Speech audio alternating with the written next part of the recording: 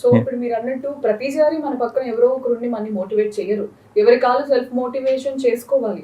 ఎందుకంటే ప్రతిసారి మన పక్కన ఎవరో ఒకరుండి మనల్ని ప్యాంపర్ చేయరు. సో ఒక పర్సన్ జీరో నుంచి హీరో అవ్వాలంటే టేక్స్ టైం. ఎన్నో ఫేస్ చేయాలి, ఎన్నో చూడాలి. సో వాళ్ళేమనుకుంటున్నారు, వీళ్ళేమనుకుంటున్నారు, వీళ్ళేమన్నా అనుకుంటారేమో, ఇలా చేస్తే ఏమైనా అయిపోతుందేమో అని చెప్పేసి సగం మంది వెనకబడిపోతున్నారు. Correct. సో అటువంటి వారు దాని నుంచి బయటకు రావాలంటే ఏం చేయాలి? First of all self motivation రావాలి అని అంటే యాజ్ అ సెడ్ వాళ్ళకి సెల్ఫ్ మోటివేషన్ కావాలి. అది రావడానికి వెరీ ఫస్ట్ స్టెప్ ఏంటిది అని అంటే సెల్ఫ్ రెస్పెక్ట్ అండి.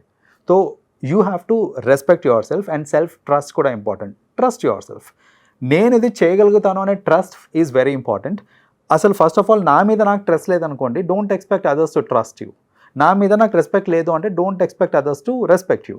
సో మనం ఏంటంటే first of all take the very first step of believing yourself and respecting your self.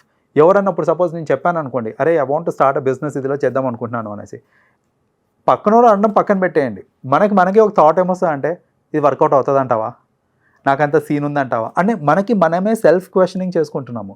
అది తగ్గాలి. First of all don't question yourself, trust yourself. And then మీరు చెప్పేటప్పుడు పక్కన వాళ్ళు చెప్పిన మాటల్ని కూడా మరీ సీరియస్గా తీసుకోవద్దు.